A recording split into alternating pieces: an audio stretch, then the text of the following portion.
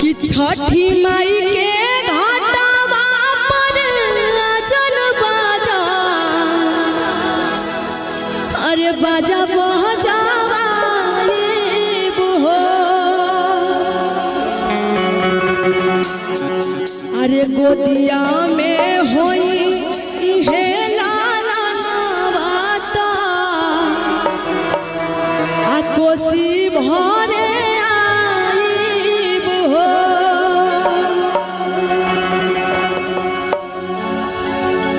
अजय ठाकुर जी, अजय जी की तरफ से छठ गीत पे बहुत ज़्यादा पुरस्कार आया है। भैया को प्रणाम है बार बार। मैया करेंगी आप ऐसे ही मुस्कुराते रहें, और बहुत ही अच्छा गीत है। कि छठी माई के घाटवा पर अजन बाजन, अरे बाजा बजावा हो। एक माँ की भैया बहुत ही पुकार है। एक माँ का दर्द कोई नहीं समझ सकता है, खास तौर से उस वक्त जब माँ के गोद में कोई बच्चा नहीं हो। गांवपुर का ताना मेहना सब बर्दाश्त करती है एक माँ है, और वही माँ से कह रही है कि माँ आप माँ होकर भी हमारी विनती नहीं सुन रही हैं, और बड़े भाव से कहती है क्या कि छठी माई के घाटवा पर अजन बाजन, बाजा बजावा हो।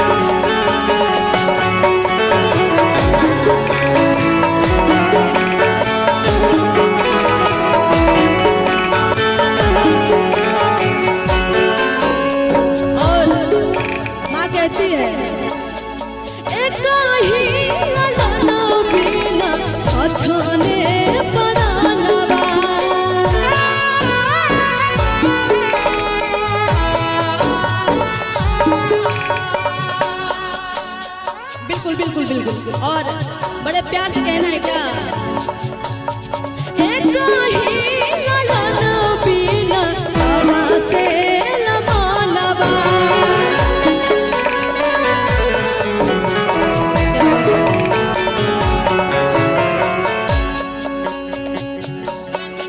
कुंदन शर्मा जी की तरफ से आशीर्वाद आया है छठ गीत पे। भगवान का राम की रघुवत दोनों को बाल बच्चा होगा, जब होगा सब